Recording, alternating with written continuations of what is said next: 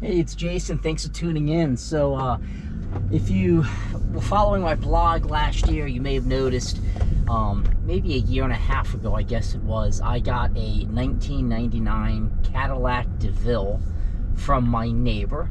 It was white. It needed just a little bit of work to get it on the road, which I completed. And then we gave that car to my wife's father because he he had some interest in it, and it's just a cool big old caddy, and I didn't particularly want it. And he drove it all the way from Maryland to Pennsylvania, and it was burning coolant, and it needs a little bit of work done on it. So today I'm sitting in my 2003 Land Rover L322. I am commuting not too far from my house, only about 10 minutes, I would say, I guess 18 minutes, to look at a 1999 Cadillac Deville D'Elegance, which is a trim level that's pretty nice on the Caddy. I'm hesitant to say these were land yachts of the 90s because there were certainly some bigger ones in the early 90s, but for a late 90s sedan, it definitely would be considered a yacht. And the D'Elegance trim is really nice. This is black with black interior, the big seats. It makes you feel like you're sitting at a movie because it's so cozy, or a lazy boy. It has the gold grille, so probably some other gold accents. And it is high mileage. It's well over 200,000 miles. But the story of this car, it's an older gentleman bought it new in '99. He lives in my general area. And he, as he got up in age, he drove it less and less and less. And like every car that eventually just sits, something happened to him. He says it needs work, but he doesn't really know what. So I'm gonna go take a peek at it. And he put it in his carport at his house, and it's just sat and sat and sat and sat. And now he's even older, and I believe his son, or his son-in-law, so maybe his daughter's husband, they just want to get it out of the carport. They want the space. So it's been on a concrete pad in an enclosed carport that's part of the house. It just doesn't have garage doors that go down, so it has accumulated some dust. And he posted it on a local community page, and it sat, and it sat. Nobody really inquired about it. He wasn't listing a price. So I just sent the guy a note, said, hey, I'm intrigued by the Caddy. I spoke to my father-in-law and said, hey, would you have any interest if I pick it up? And he said, yeah, I would have interest. So I'm going to go take a peek at it. I'm going to see if it's something I can get towed out of there and, maybe fiddle with it for a little bit and see if it's a car that we can send up to my wife's father in PA, or maybe it's parts that he can use. But the reason why I'm always intrigued by these Caddies, I was a big Sopranos fan in the late 90s. I absolutely loved it. And, a big Caddy with a big trunk, and the old joke, you can put a lot of bodies in that trunk. And Tony Soprano at times had a Caddy along with the Suburban.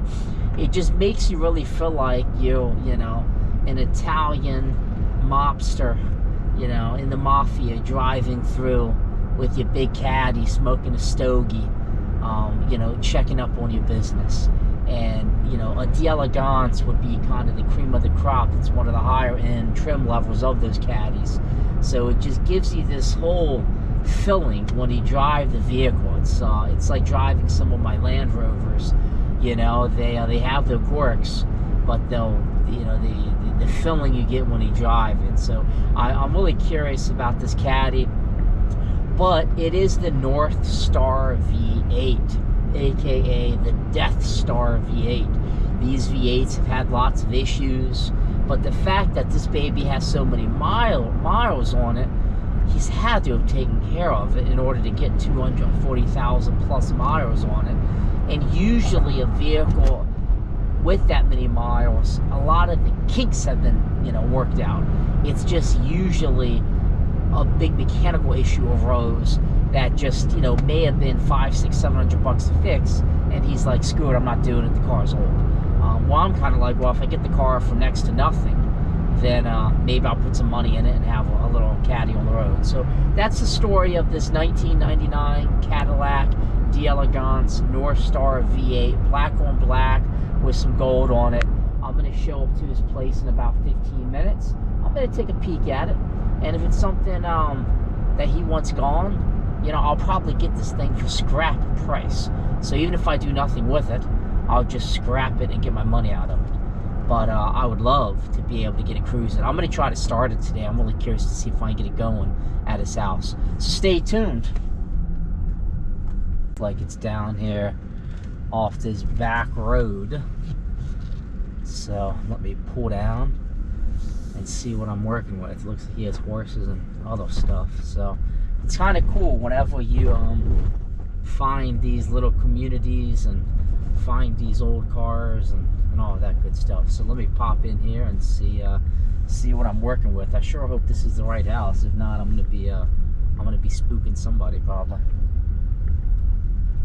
When I got on my smartphone, if you go look for the bill for this car, it went $1,500–$1,700. So I know there are parts on here that are worth a lot for somebody who has one like it.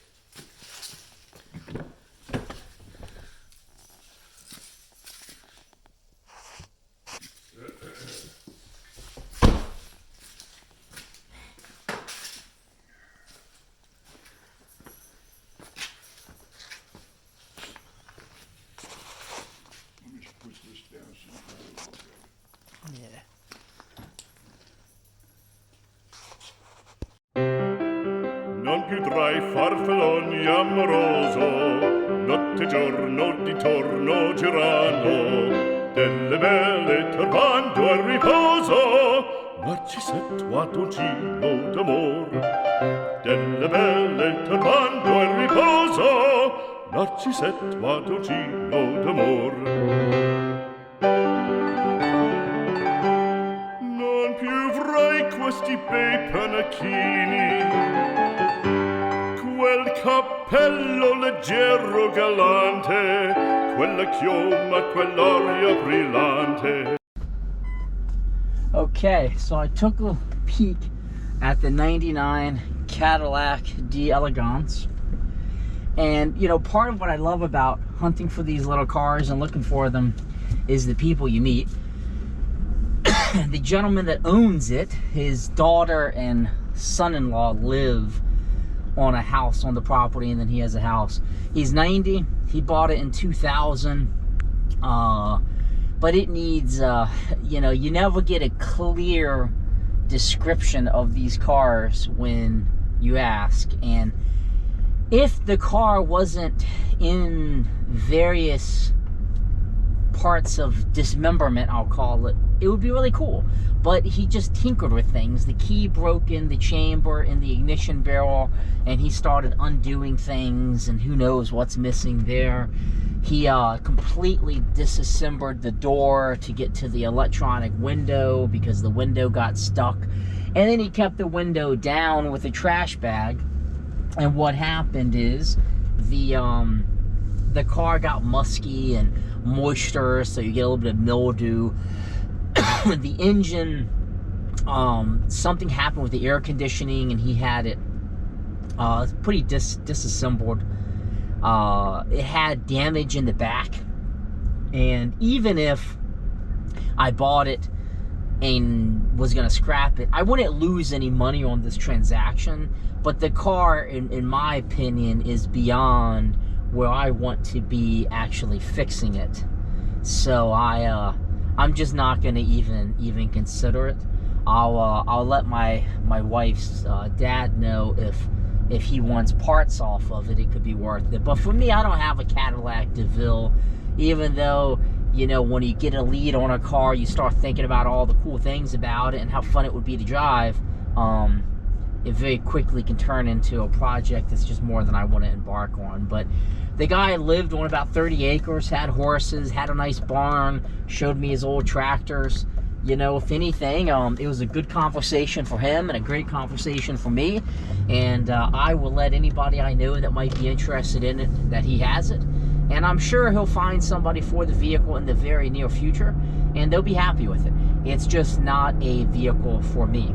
So the hunt will go on for the next lead I get and the next car I look at, but this one will not be joining my car collection. Thanks for tuning in, and be sure to check out my blog, www.jams.net.